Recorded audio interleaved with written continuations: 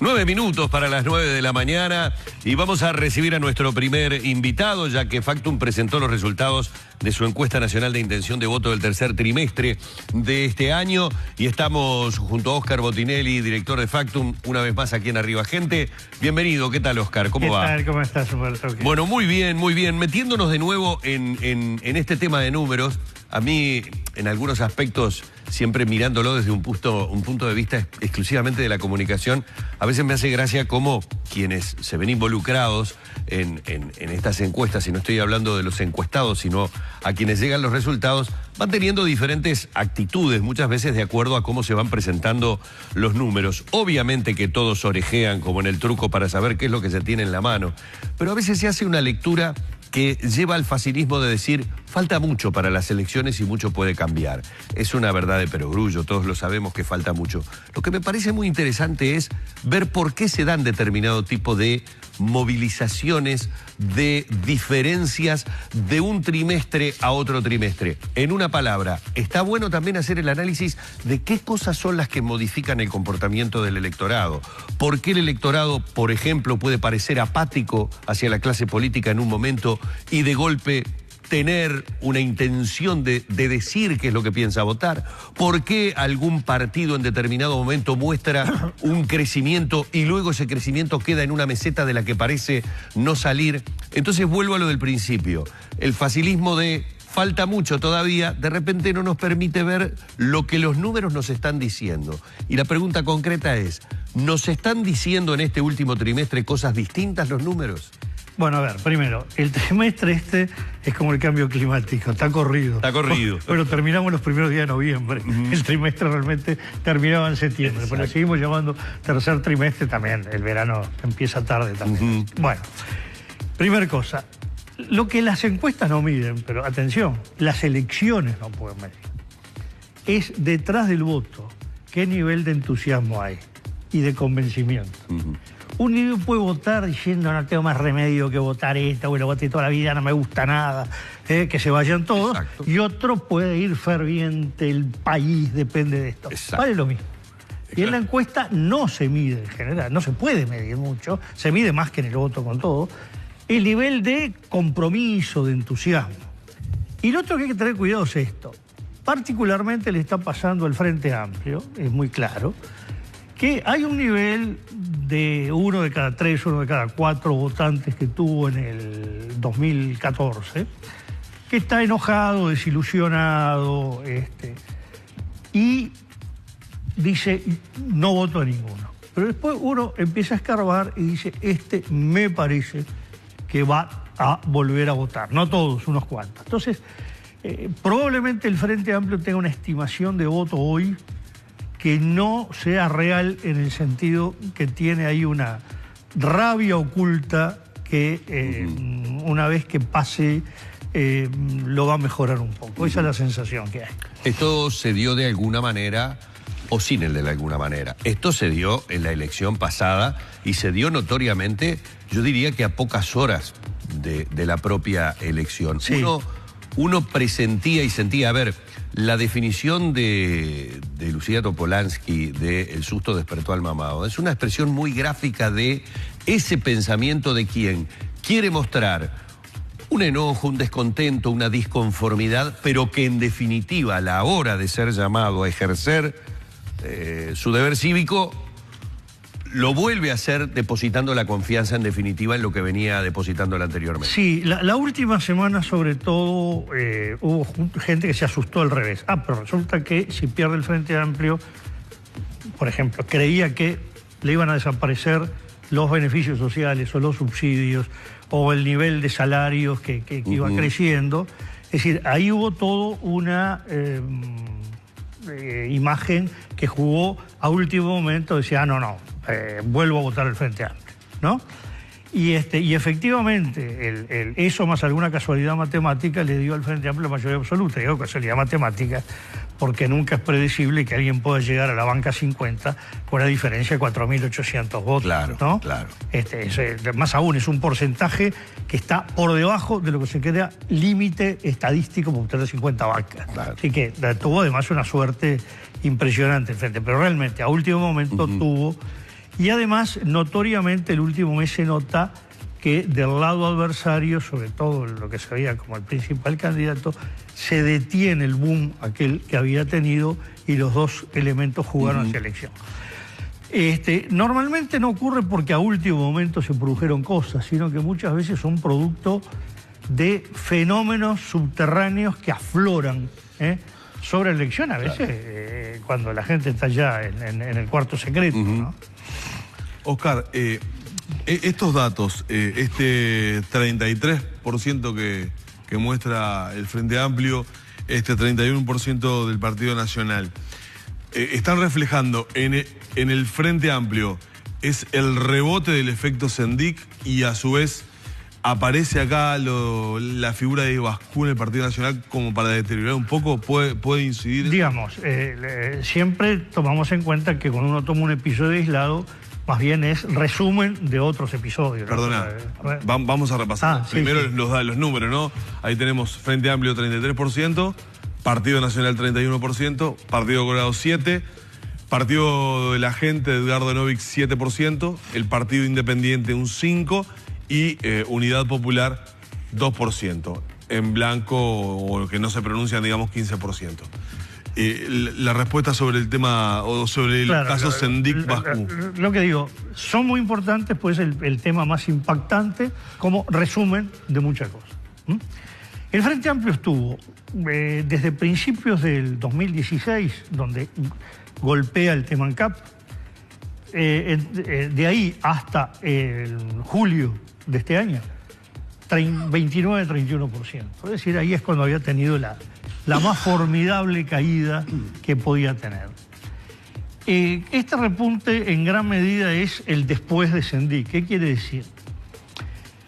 Los analistas fuimos bastante críticos, muchos por lo menos. ¿Cómo resuelve el Frente Amplio la situación? No, que el Plenario Nacional no avaló el informe del Tribunal de Conducta Política. Sí. Pero ahora que descubrimos lo que era obvio, además, teníamos que habernos dado cuenta, que la gente decodificó de esta manera. El Frente Amplio echó a Sendik de la vicepresidencia y ubica en el Frente Amplio el Tribunal de Conducta Política, que fue contundente.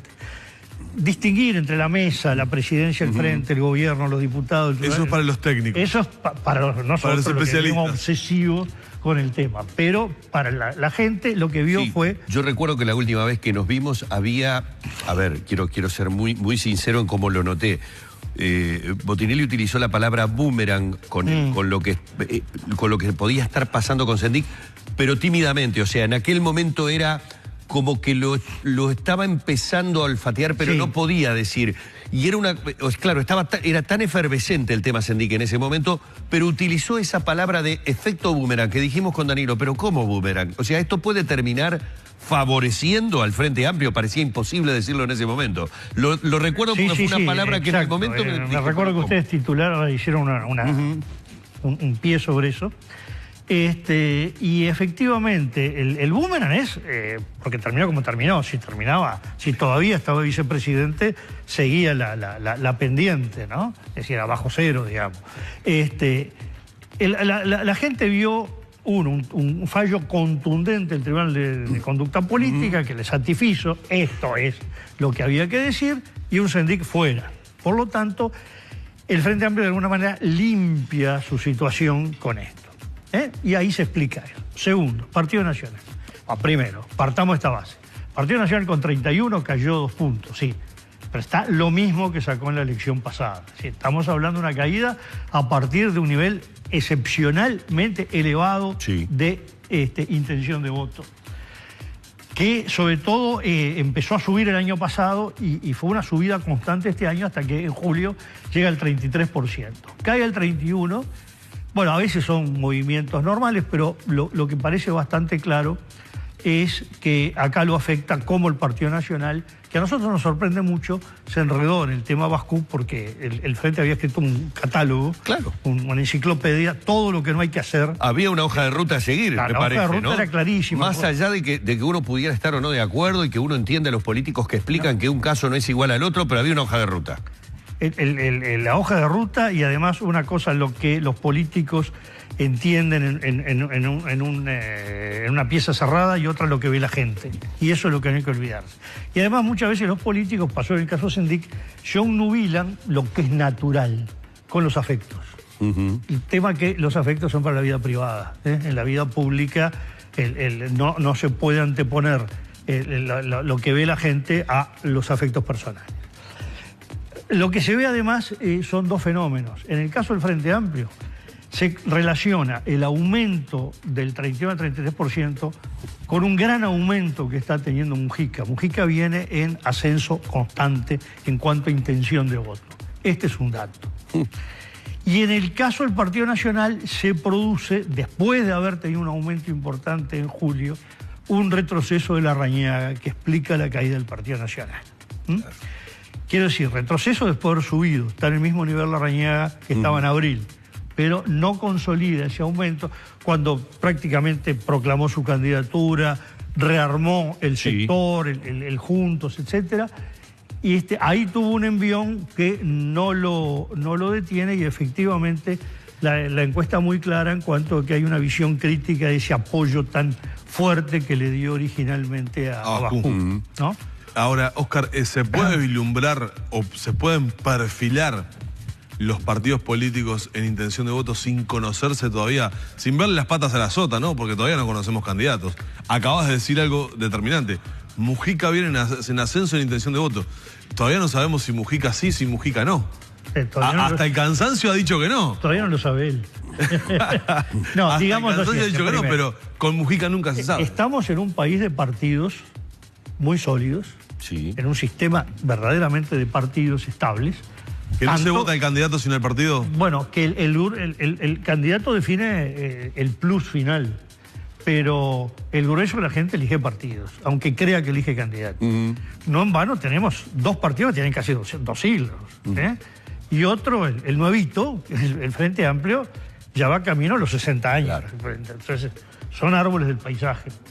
Y la gente además tiene, este es de los países que tiene, lo que se llama más pertenencia política en el mundo, y mucho el enojo es parte de la pertenencia. Claro. Es decir, ¿cómo pueden estar enojados, por ejemplo, los hinchas Defensor? Yo soy Defensor, que nadie se enoje. Claro. Estamos enojados. Era algo previsible, además. Bueno, es porque uno se siente entonces tiene más derecho a enojarse. Exacto. Se siente con derecho a enojarse. Ahora bien, sobre las candidaturas.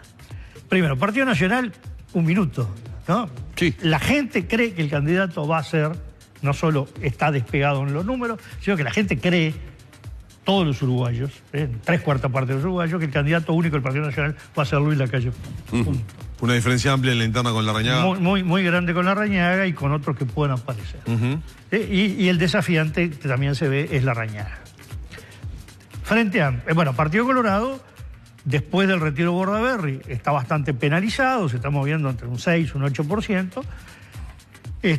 Lo que marca así con claridad, ese es el núcleo duro del Partido Colorado, de ahí podrá subir, claro. Depende cómo arme las cosas, que el candidato son dos cosas, o los candidatos. Una es nombres, personas, otra es camino. El Partido Colorado va a ir más hacia la derecha, va a ir más al centro, va a querer evitar la pérdida que está teniendo hacia el Partido Nacional y Lacalle Pou, va a querer recuperar votos de gente, digamos, con cierta sensibilidad ballista que está en el Frente Amplio y desencantada del Frente. Esa es una definición importante que va a ser la señal de quiénes son los candidatos. Claro. El Partido Colorado va a tener un mejor escenario, subirá o no, eso depende de ellos. Pero yo creo que cuando empiece el año, en este país el año empieza entre marzo y después de turismo, si tiene 2, 3 candidatos claros. Bueno, el Partido Colorado va camino a una elección entre este y aquel. Y ahí ya es mucho más sólido, porque entre el Partido Nacional y el Partido Colorado los vasos comunicantes son mucho más fluidos. Y el gran tema es el Frente Amplio. Hoy por hoy hay una competencia binaria para la gente, la cabeza de la gente, entre Mujica y Daniel Martínez. Sí. Eso es lo que ve la gente, surge clarísimo de las encuestas. Está con Mujica o con Daniel Martínez. No así la imagen de Astori. Es decir... Astori está rezagado. Rezagado, exactamente. Y Mujica está no solo en ascenso, sino que hoy nos da que si el candidato único es Mujica, hoy, no digo dentro de 2 años, le saca 4 puntos de ventaja al Partido Nacional con Lacalle Pou. Si es Daniel Martínez, la calle Pou se posiciona un poquito por encima de Daniel Martínez. Es decir, hoy se invirtió lo que venía todo el año pasado. Y esa ingeniería es la que podría llegar a determinar que reuniones de cúpula mediante las estrategias a seguir a la hora de definir candidatos sean diferentes. Claro, pero el tema es este. Yo entiendo a Mujica, el otro día en el Quincho Varela, en su despedida, da una ¿Viste sensación... el documento que pasamos en subrayado, no? Fue... Sí, exacto. Yo lo entiendo desde el punto de vista personal. Es como que se está despidiendo definitivamente, yo ¿no? Yo lo entiendo desde el punto de vista personal. La política cansa y desgasta. Yo le digo una cosa. Yo me he pasado la vida, primero de un lado del mostrador, después del otro, y hay un momento que uno está cansado de la política. Mucho más si tiene que tomar decisiones, responsabilidades, conducir, y todavía la probabilidad, o una de las probabilidades de que tenga 5 años de presidencia de la República. Exacto. Yo lo entiendo desde el punto de vista humano. El problema es, creo que Mujica no es del todo dueño de sus decisiones. Es a lo que me refería recién. Exacto. Él es prisionero de haber construido un mujiquismo que se sostiene en gran medida gracias a él. De la barra. Bueno, el tema es así. Agassi en el 2012 pierde la presidencia del Frente Amplio con Mónica Xavier. Sí. Agassi 609. La lista 609 pierde el primer lugar en el Frente Amplio en las internacionales junio. En mayo del 2015 pierde la intendencia, de la intendencia con Daniel Martínez y Lucía Topolaki, nada menos que Lucía Topolaki. Y ahora, el año pasado, el Alejandro Pacha Sánchez, uno de los candidatos de oposición, pierde la presidencia del Frente Amplio con Javier Milei. Es clarísimo. En el medio de estos 4, 2 de un lado, 2 del otro, están las elecciones nacionales de octubre. La 609, encabezada por Mujica, vuelve a ser la primera fuerza, 6 senadores, igual que en 2009, igual que en 2004. Pero además estamos viendo que cuando uno hace esos juegos de testear nombres, queda claro que es muy difícil que aparezcan nombres que logren cubrir todo el espacio mujiquista. Casi uno diría, si Mujica definitivamente se retira, podría llegar a darse como que la sensación de la gente sea, quedó consagrado Daniel Martínez como candidato.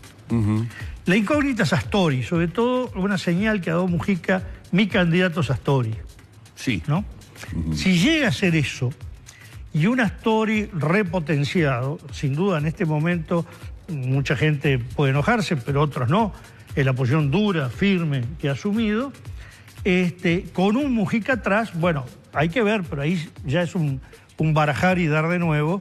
Sí, ahí hay un cambio, me parece, importantísimo, bueno, en la cabeza que uno imagina tiene la gente en este momento. Sí, ¿no? ahí hay que esperar que se produzca algo, pues es muy difícil imaginar desde ya qué pasaría una confrontación Daniel Martínez, Danilo Astori, con Mujica detrás de... Claro, con el apoyo de Mujica. Se vuelve a dar una amalgama entre Asamblea Uruguay, el Frente Libre y el MVP, ¿no? En general... En algún momento han tenido puntos de contacto. Es notorio que el Frente Amplio están jugando 3 grandes espacios, que son los socialistas, o 2, el MPP o 609, y el astorismo, incluyendo ahí a Michelini, el Nuevo Espacio, y otros grupos que hacen fuerza también, pequeños, pero cuando se une la 609 y Mujica y Astori, como pasó en la rendición de cuentas, pasó en el presupuesto... lo sacaron adelante ellos, Lo sacan adelante y las cosas quedan laudadas, ¿no? Exacto. Yo lo que digo que lo que uno ve positivo de esta tremenda discusión actual en el Frente Amplio, positivo desde el punto de vista analista político. Es decir, bueno, por fin hay una discusión donde lo que se están peleando, porque tienen ideas, visiones de país distintas o no coincidentes, y no se están peleando por cargo. Exacto. Y no se están peleando por divismos personales. Unos y otros están sosteniendo posiciones honestamente sentidas, claras, que responden a la visión del país. Con los cincuentones está claro, ¿no? Estoy hablando de los cincuentones. Está clarísimo. Ahí entonces, va claro. Esto es lo que debe hacer siempre la discusión política. Ahora, Oscar, como tenemos que cerrar, no quiero irme sin dejar de apuntar o por lo menos tirar una línea sobre un número que en lo personal me sorprende. ¿Le vas a preguntar por la gráfica verde? La gráfica verde, el 7% del partido de la gente, un partido que no ha comenzado a caminar, salvo que tomemos como comenzar a caminar la convocatoria a quienes quieran presentarse a intendentes, por decirlo de alguna manera. Es decir, al nivel del Partido Colorado, la intención de voto. El tema es este, el Partido Colorado notoriamente, ya lo expliqué, está en su peor momento. Sí. Peor momento no quiere decir que después esté mucho mejor, sino que más bajo esto no va a estar y tiene las posibilidades de ir más arriba. Novik arranca en lo que le llamamos en su momento el protopartido de Novik, hacia un partido. En la reunión en Presidencia de la República por seguridad, donde aparece... Se filtró, se me echó ahí, ¿no? Bueno, fue invitado y de hecho los partidos, algunos después se arrepintieron, pero todos los demás partidos lo reconocían como partido. Exacto. Y ahí arranca con el 8%. Después tiene una caída del 6%, después que se lanza como partido oficial de la gente, llega al 9%, bueno, ahora está en el 7%, 2 trimestres consecutivos. Digamos, dicho de otra manera, está en una banda del 6 a 9%. Si esto sigue para arriba, si esto sigue para abajo, bueno, el tiempo lo dirá. Hay una competencia donde también aparecen dos datos muy fuertes. El Partido Independiente, que siempre después de la elección da menos de lo que votó, sacó el 3% y ahora ya está en el 5%. Si esto es definitivo o no, el tiempo lo dirá, pero está muy bien posicionado. Y Unidad Popular, que estuvo en el 1, está en el 2%. Y ya consistentemente. Ahí parecería que se abre, que dicho sea paso, son los dos escoltas del frente, ¿no? Sí. El Partido Independiente hacia el centro, Unidad Popular hacia la izquierda, son los que pueden recoger un poco de desconformidades del Frente Amplio en forma mucho más directa. Y que pueden ser determinantes, porque en un escenario de un parlamento que esté, digamos... bueno, por supuesto. Que esté fragmentado... ese 2%, ese 3%, ese 5%, ese 7% puede llegar a ser determinante hacia un lado o hacia el otro, ¿no? Sí, ahí hay otro dato sobre Novik que es interesante. Sí. Novik le ha captado bastante del Frente Amplio de Mujica en los sectores más bajos. Tanto es así que cuando uno saca a Mujica como candidato en algunos ejercicios, Novik sube, cuando lo pone, Novik baja. Porque que lo beneficiaría Novik que Mujica no sea candidato. Exacto, lo beneficiaría que no sea candidato, pues Novik está, por ejemplo, Montevideo, recogiendo, para llegar a ese porcentaje, en el cinturón de Montevideo. Claro. Que es el dominio, digamos, del mujiquismo. Porque juega la imagen gráfica, por eso va a ser o sea, obviamente que la campaña es fundamental en todo, pero a lo que yo voy es que muchas cosas de las que Novik hace y que a veces lo criticamos desde una intelectualidad en la que no entendemos muchas veces el comportamiento de la gente frente a la imagen gráfica. Para decirlo claramente, cuando Novik nos dice algo pateando una manzana podrida de un cajón, está apelando a ese electorado al que hacía mención Oscar, a ese electorado de Mujica que quiere cosas claras, gráficas. ¿Por qué algunos políticos, no los voy a mencionar, pero por qué algunos políticos cuando Mujica empezó a crecer fuertemente como candidato cambiron hasta su manera de hablar? O sea... Y de vestir. Exacto. Bueno, es decir... empezaba a dejar la corbata de lado. Exacto. Te arrastra... La corbata es una mujiquilla. Claro, te arrastra el candidato que vos ves que crece. Entonces digo, ojo con las pateadas de manzana de los cajones de Novik si ya está en el 7%. Sí, es verdad que ese discurso también, y ahí es donde se nota algunas oscilaciones, lo afecta un poco en los niveles medios, que fue lo fuerte en su elección de intendente. Pero si logra equilibrar una cosa con la otra, ojo a la decisión de Mujica final, ¿no? Sí, la decisión de Mujica es clave para todo el movimiento, para todo el tablero político, ¿no? Y yo creo, hay un dato que es la gente que está en los puestos de largada para el recambio generacional en torno a la 609 de la MPP, todos tienen la idea que su momento es el 2024. Yo te iba a decir eso. Claro. Yo te iba a decir eso porque... Lo tienen claro. Entonces ellos dicen eso. Ellos necesitan, estoy hablando del grupo que rodea a Alejandro Pacha Sánchez, Yamandu Orsi, que es una figura ascendente, claro, también. Canero, y otros que necesitan una elección más de Mujica para que llegue en tiempo la llegada de ellos. Si no, sienten que en el 2019 sería prematuro, e incluso el mal paso que tuvo Alejandro Pacha Sánchez al perder la presidencia del Frente Amplio, muchos lo interpretan, estoy hablando dentro de ellos y coincido, que hubo un apresuramiento a largarse, que se largó antes de tiempo. Sí. Sin embargo, Mujica lo respalda, porque cada vez que uno le hace una pregunta o algo, Mujica Hablen con el Pacha, dice. Claro, pero el problema que tiene Mujica es... Le pasa a todos, pero Mujica en particular la dificultad de trasladar los votos. Atiéndanme. Claro, entiendo. Sanguinetti perdió 2 veces la interna colorada con su candidato, Tarigo y Hierro López. Las 2 veces la ganó Valle. La Calle pierde con su candidato Ramírez frente a Volonté, que gana la interna del Partido Nacional. Ahí era junto con la elección nacional. Pero también, sigamos y miramos Estados Unidos, también lo frecuente es que el presidente apoye un candidato y pierda. No se trasladan los delfines, no. Cuesta, tienen que hacer el camino propio. Exacto. Y ese es el drama en que está la 609, el mujiquismo, y por eso yo digo, Mujica no es del todo dueño de sus actos. Y estoy seguro que si fuera por él, y por eso digo, lo entiendo, se iba al diablo, pues está cansado. Eso parece real. Pero hay que ver si lo deja. El tema sí lo deja. Bueno, un placer enorme una vez más haber charlado con el director general de Factum, Oscar Botinelli, a quien nuevamente le agradecemos la amabilidad de haber estado estos minutos aquí en Arriba Gente. Gracias, Oscar. Cerramos por aquí la entrevista con Oscar Botinelli.